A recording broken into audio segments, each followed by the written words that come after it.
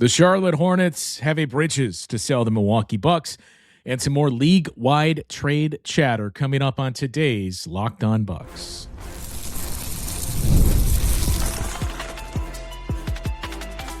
You are Locked On Bucks, your daily Milwaukee Bucks podcast, part of the Locked On Podcast Network, your team every day. Welcome into Locked On Bucks. My name is Justin Garcia, part of the Locked On Podcast Network, now the #1 sports podcast network in the industry. We thank you for making this your first listen of the day, each and every day. Today's episode of Locked On Bucks is brought to you by our friends at Game Time. Download the Game Time app, create an account, and use the code LOCKEDONNBA for $20 off your first purchase. You can, of course, hear me on each and every Bucks radio broadcast as a part of the Bucks radio network. The next one coming up tonight at home against the Denver Nuggets. We'll take a quick peek at that matchup a little bit later on the show. If you're going to be one of those brave souls going out there in the cold and head out to Fiserv Forum this evening, the Bucks have announced they are opening the doors 30 minutes earlier than usual, so you can get in there at 7 o'clock tonight. And let me do a quick backwards math here. That would give you a pretty good shot to see a chunk of all the pregame shoot-around that takes place. Is, let's see, the best part about a show is when you can try to do math as it's happening in real time. But if this were a 7 o'clock, so you would see Giannis warm up at 4:45-ish for a 7 o'clock tip. So you may be able to catch the tail end of Giannis warming up tonight if you get there right as the gates open, if you're one of those heading out to the game. And again, if you do head out to the game, by all means, feel free to stop by and say hello over at the quote-unquote booth that we have for the Bucks radio network.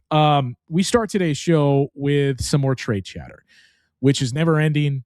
And I mean, at this point, it is what we have signed up for from here until eternity, it feels like.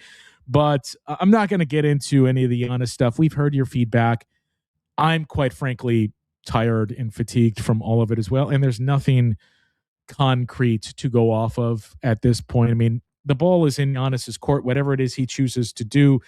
This isn't a Brian Windhorst and Shams is full of crap type of report. It ultimately comes down to what does Giannis want to do? And there, I'm sure, are conversations going on around the league, as Wendy has talked about. Bill Simmons talked about it as well, coming up with some more Giannis trades that he should ask for. And I do believe that the league is pretty much in a holding pattern, or the realistic options of the league. There can be trickle effects of that with smaller deals that teams may have been working on with some other teams that get put on hold because this is a team that says, well, maybe if we offered this for Giannis in the offseason. So it is largely in a holding pattern. But one of the things that came out non-Giannis related for the Bucks is everything we've heard really early in the week, up until early in the week, is that this is a team that still is looking to be a buyer.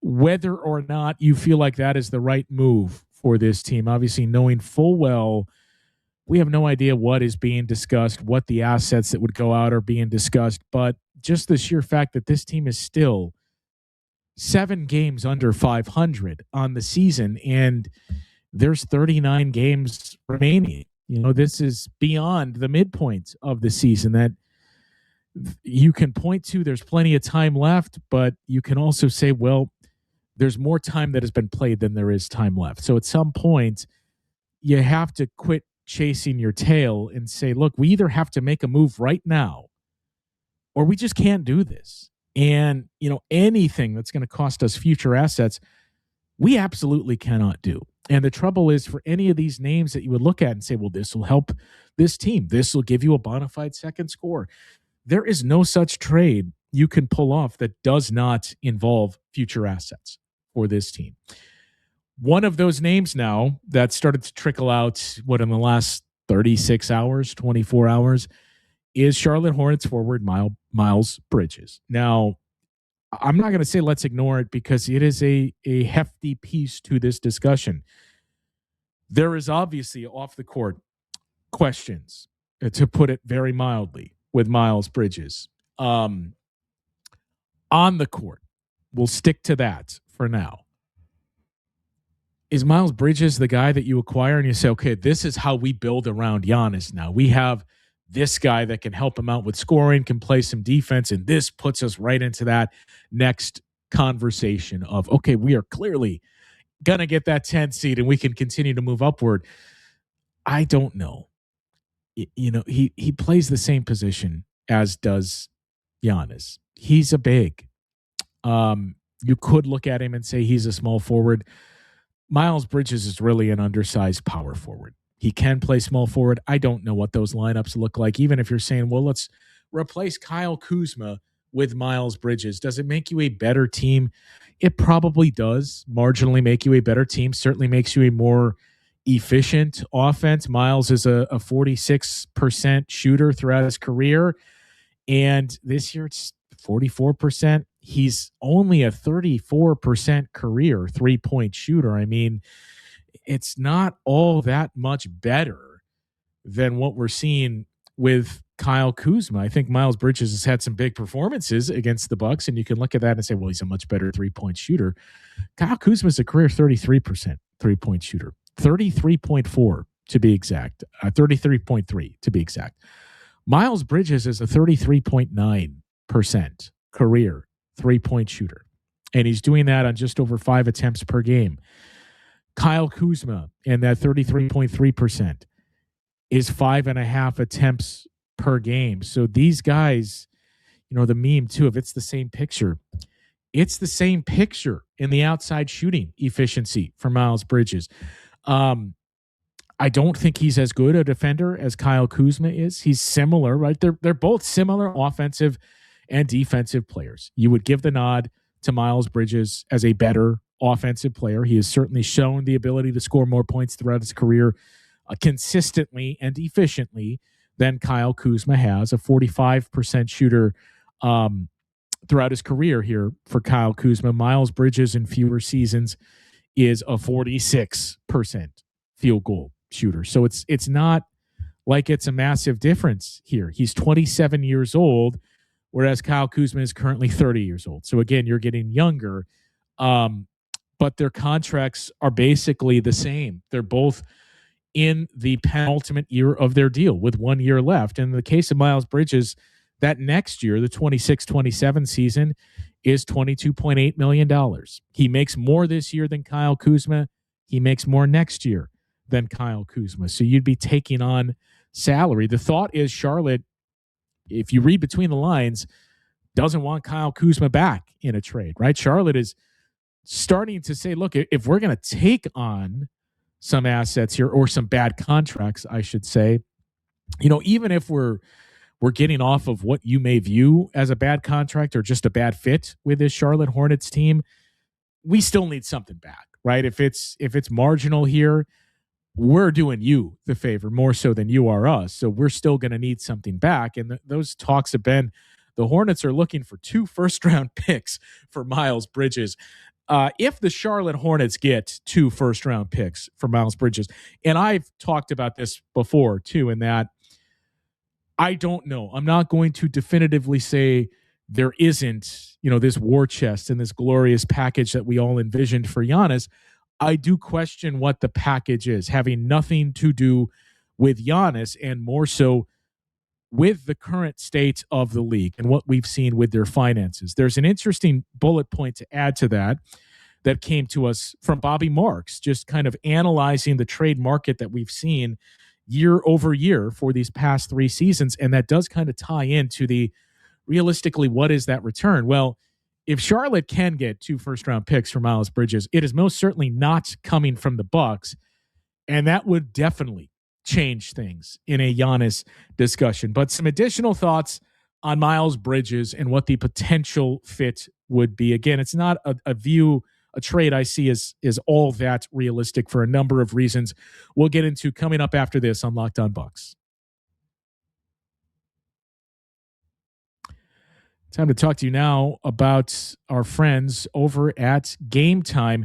During basketball season, there's nothing like being in the building, the energy, the crowd, That first big run, it gets everyone on their feet. Fans want to be there for those moments, not stuck refreshing screens and guessing what tickets are really going to cost. That's where Game Time comes in. The Game Time app gives fans the advantage back, making it incredibly easy to score amazing tickets, fast, simple, and without the guesswork. Browsing their app is straightforward and intuitive. You find tickets in just a few taps, see a view from your seat before buying those tickets, and the prices include fees up front, so it's clear from the start. They have features like zone deals, helping unlock seats at even better value. So whether it's an NBA game or another live event, everything is right there in one place. Take the guesswork out of buying NBA tickets with Game Time. Download the Game Time app, create an account, and use the code LOCKEDONNBA for $20 off your first purchase. Terms apply. Again, create an account and redeem that code Locked On NBA for $20 off. A reminder for all of you out there as well to get there and sign up for the Everydayer Club. We've referenced the exclusive Discord channel that we have, Camille and I, a part of, seeing some of the conversations taking place there. Some of those thoughts too, working on ways to make that even more exclusive with some special gatherings that we'll set up on the Discord, and a chance to basically get into some AMAs here. Anything you want to hear that we don't dig into on Locked On Bucks, whether it be some behind the scenes information on broadcasts and how it works, how we formulate the show, anything. Some of those things coming your way on the Discord channel. But you also get ad-free episodes of Locked On Bucks, no matter what podcast service it is you use. You can find the website to sign up and become an Everydayer in the show notes of today's episode. So Miles Bridges, again, the contract, you could pull off that trade, a 1-for-1. The reporting is that's not what the Hornets are looking for, and nor should they, right? If you're the one that says, look, you're coming to us, you're going to need to get some sweetener in that, and that's going to be the problem in any of these trades for the Bucks. They ultimately do not have sweetener. They do have more once you get to the summer and once you get to draft night, where they could trade 3 first-round picks and contracts, which could bring you back something significant. But by the numbers, as we just went through, there's not a whole lot of difference between Miles Bridges and Kyle Kuzma. Miles Bridges, too, when you look at these last, 4 seasons, this season and the last 3, he's been a high usage player.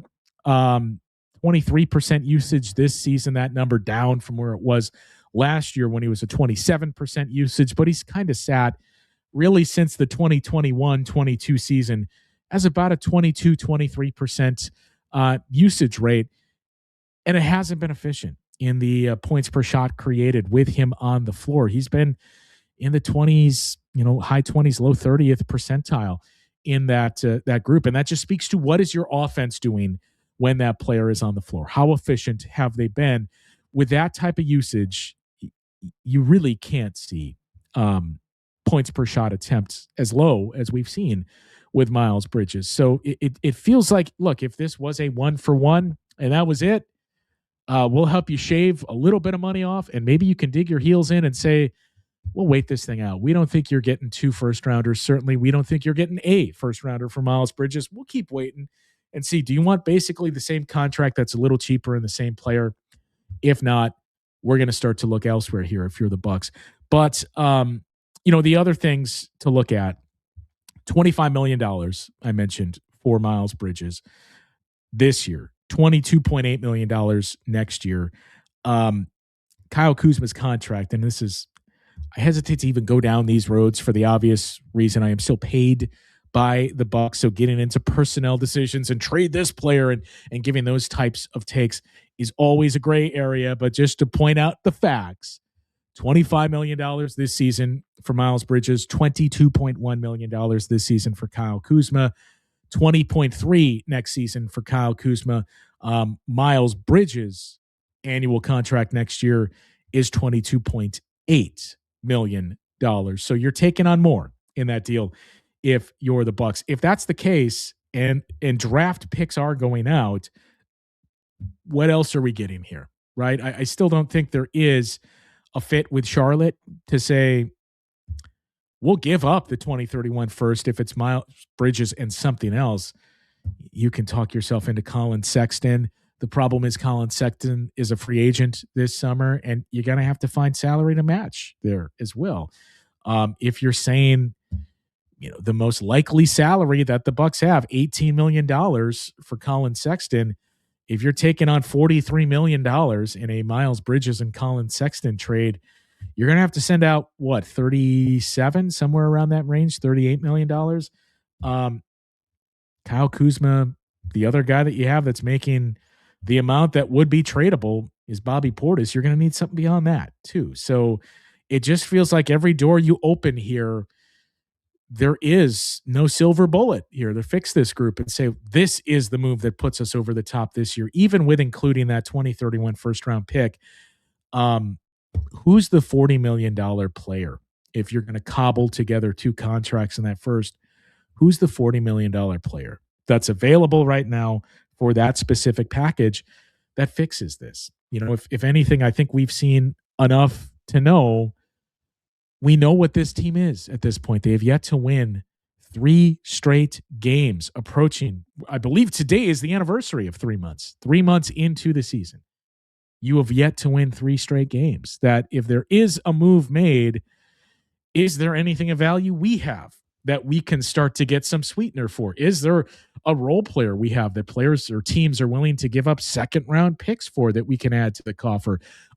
Is there a low risk, kind of like the moves you made last year to bring in Jericho Sims, to bring in Kevin Porter Jr.? Is that type of move to say, okay, we can trade out this, vet minimum deal and bring in another one for a player that maybe fits what we need a little bit more? We can do a 2-for-1 deal like that brings in a role player for us. But in terms of this is the fix you need, we're nearly 50 games into the season. I think that is the response you need to see. If I don't know that exists. And at this point, if pressed, I would say that doesn't exist, and that your singular focus should be, how can we maximize the group that we currently have to the point where at this point, the reality is anything other than a 9 or 10 seed, barring an absolute tear by this team, which again, we have yet to see for 40 plus games, anything other than that is probably going to be unattainable as we're rapidly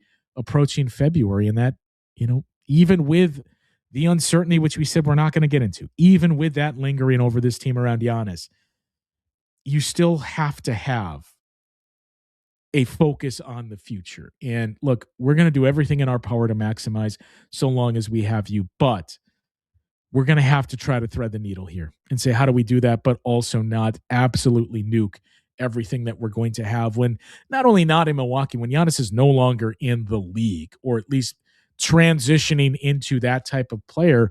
2031 is 5 years from now when Giannis is going to be 36, going on 37. I mean, that is the reality of that's where you're going to be at that point. So that's what makes this a very, very uneasy and interesting next 2 weeks that we have here. 13 days between now and the trade deadline on February 5th. I mentioned there's some other numbers that were thrown out there by Bobby Marks that are pretty interesting. I do want to touch on that and take a look at tonight's opponent, the Denver Nuggets, who you'll be facing for a second time this season.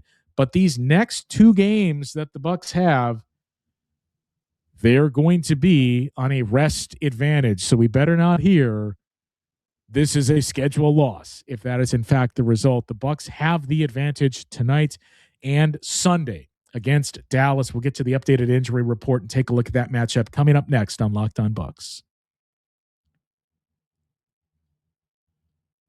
Well, Fridays already feel different during basketball season, and FanDuel is making them even better. Every Friday night before the games tip off, FanDuel gives fans a new way to kick off the weekend with NBA Happy Hour. NBA Happy Hour is your official pregame, a limited time window where special offers drop right inside the FanDuel app before the action starts. From 6 to 7:30 Eastern, it's appointment viewing with NBA Happy Hour. You open up the FanDuel app. Happy Hour brings something new, boosts, bonuses, and surprises. An easy way to check the weekly special before tip-off and make a move before the window closes. Perfect timing right before the games, right before the weekend starts, adding extra energy to Friday night basketball without overthinking it. So before tip-off, check the FanDuel app and see what's dropping during NBA Happy Hour every Friday from 6 to 7:30 p.m. Eastern.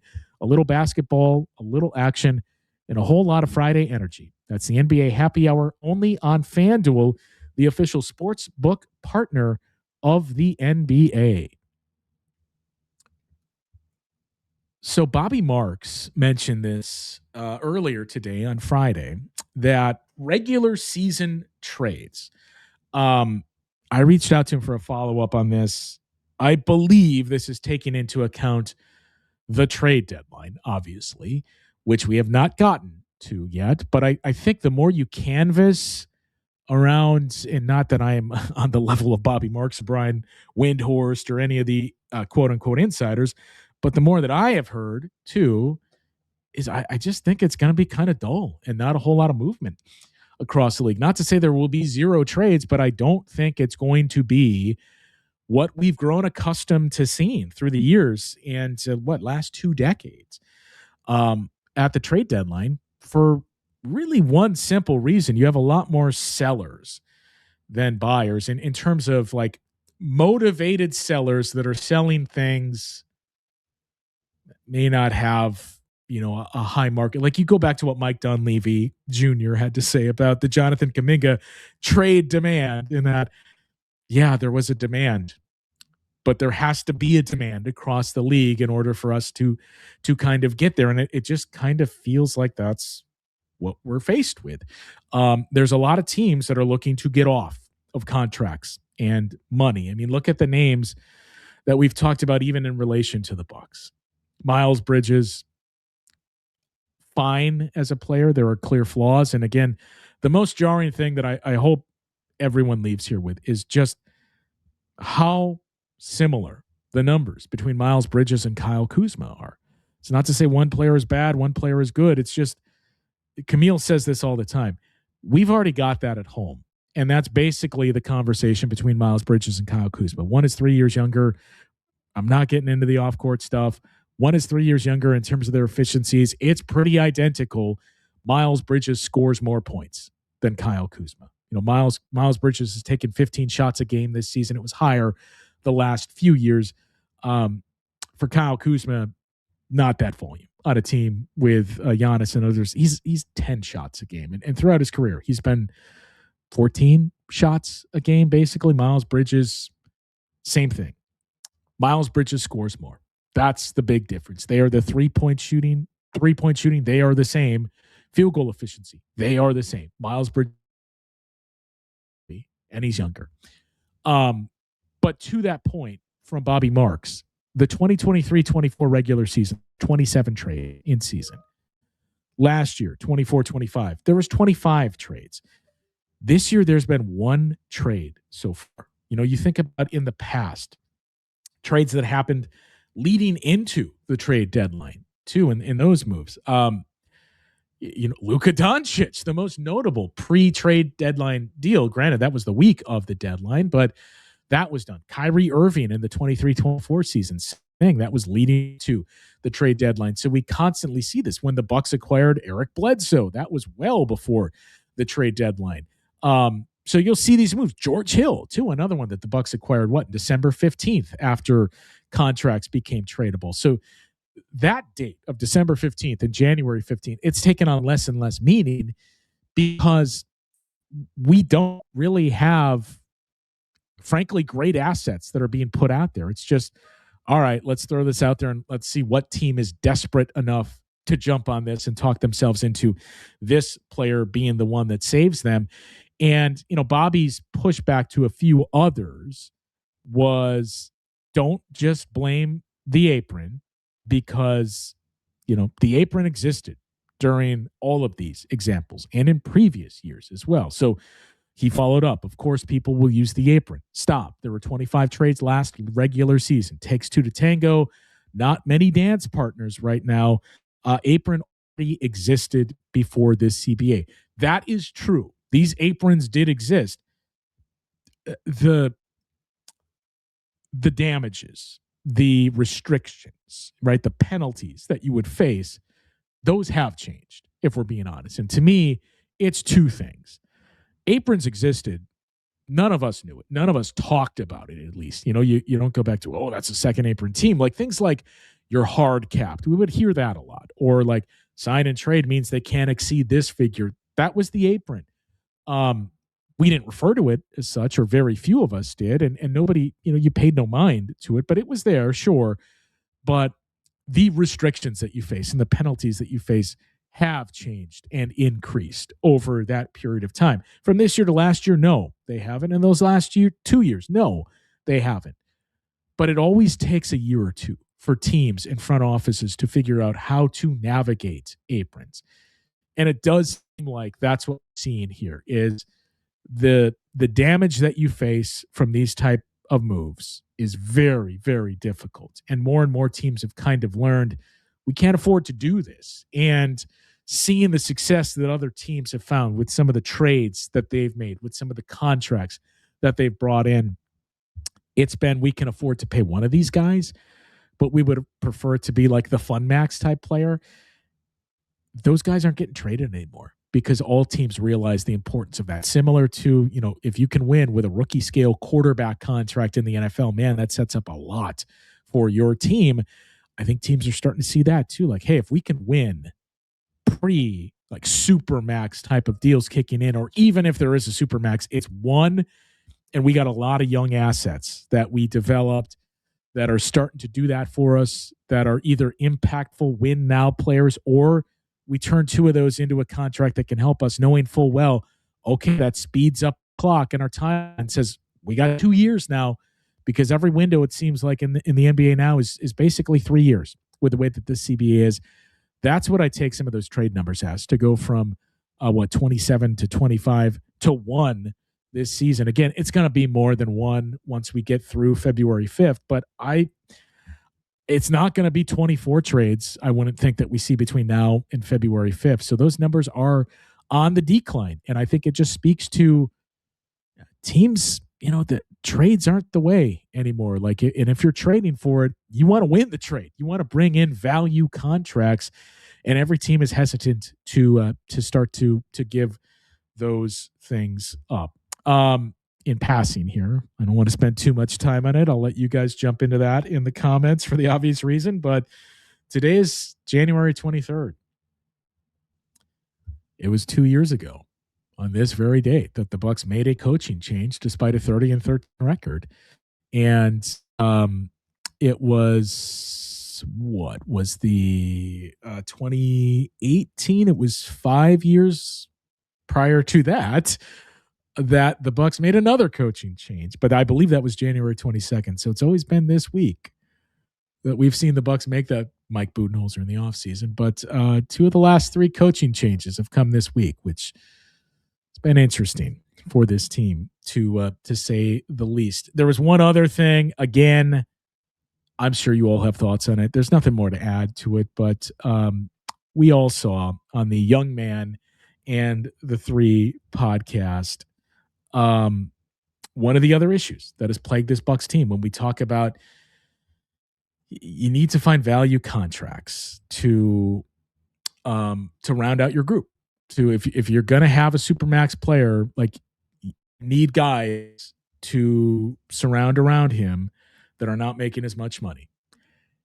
Keyshawn George would have been one of those guys. Would have fit a lot of needs for this group. And you say, man, who are your wings and guys that can knock down shots and defend and play the small forward position? Keyshawn George checks off those boxes. And on the Young Man in the 3 podcast, he talked about, I thought I was going to Milwaukee with some of the things that were said. And then at the last minute, they drafted my now teammate, AJ Johnson, who, by the way, despite everything that we've heard from all the AJ Johnson truthers out there, not really found much of a role or spot with the Washington Wizards, for a team that is looking to develop young guys. Tonight, Denver Nuggets. No injury report submitted for the Nuggets as of yet. They played last night, so they still have a little bit of time to submit that injury report, but it is worth noting in that game the Nuggets played in last night, a win over the aforementioned Washington Wizards. Jonas Valanciunas made his return about a week to 10 days earlier than expected. So I don't anticipate Nikola Jokic to be playing in this game. I'm not sure if you're going to play Aaron Gordon, given he played last night. It's night 2 of a back-to-back, and him recently returning from that, calf injury. Same with Jamal Murray, that you're looking to continue to preserve him. So maybe, just maybe, and Jonas Valanciunas as well, for that matter, having just returned last night, if he plays in both of these games. So we'll see when Denver submits that injury report a little bit later today. But for the Bucks, Kevin Porter Jr. still out. And, I mentioned it, and I saw it pick up some traction with a lot of Bucks fans too, who ignored the fact that it's injury, nothing to do with trade. But Doc Rivers told us before that game on Wednesday, he doesn't expect Kevin Porter Jr. to be playing for a while, essentially, an oblique strain that he is dealing with. So he is out. Taurean Prince is out.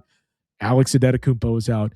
Miles Turner is probable. So the good news for the Bucks is they do likely get to add one piece back into the mix tonight. But look, a loss here, and you would drop to 8 games below 500 for the first time since that, I believe 2017, 2018 season.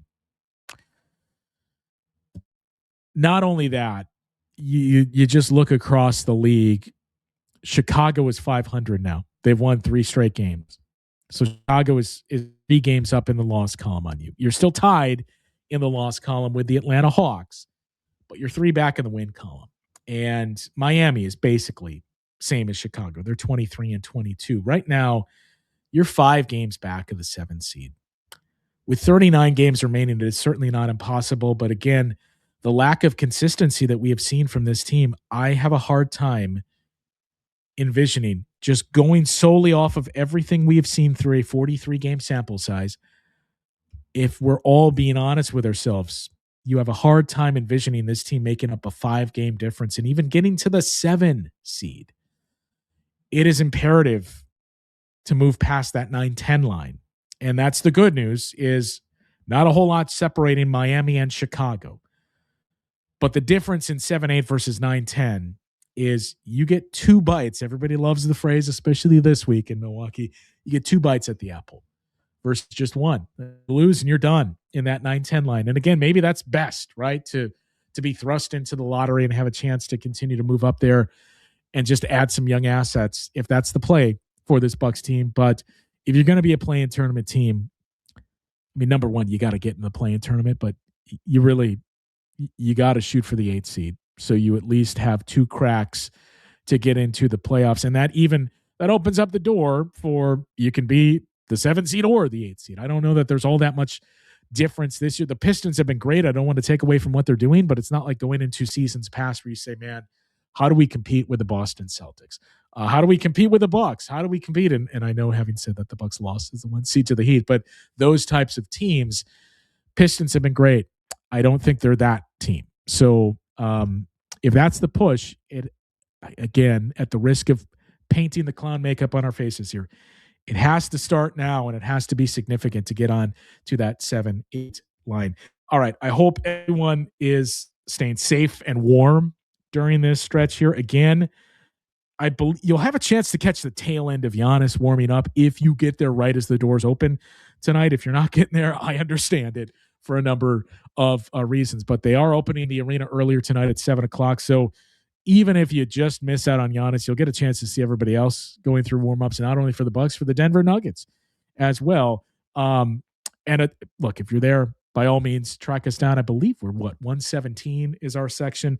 Stop by and say hello. I think the plan is we are going to do a post game, not tonight, but tomorrow morning. We'll recap this game between the Bucks and the Nuggets. Maybe tonight. I shouldn't speak for Camille and Frank as something pops up. We might get an episode out there tonight. Otherwise, look for something tomorrow to address another point of confusion as well. You've seen the additional shows popping up in your feed. The Postcast is a network initiative, so you got the Postcast going immediately after the game ends. We are still doing the post-game recap for every game, so you can get that if that's what you choose to look for as well. That'll do it for today's show. Thanks, as always, to everybody for making this your first listen of the day. Make sure you subscribe and follow so you get all the latest episodes. You also get notified when we go live on the YouTube shows. And if you never miss an episode, I told you about it before, the Everydayer Club. That's what's built for you. You get ad-free episodes of the show, access to the members-only Discord with some changes we're throwing out there as well. If you want to sign up for the Everydayer Club, you can find the URL to do so in the show notes of today's episode. For those of you on video, we send you to the first ever national 24/7 NBA YouTube channel. On audio, make sure you make that your second listen. NBA Game Night on Locked On NBA. We'll talk to you once again tomorrow on Locked On Bucks.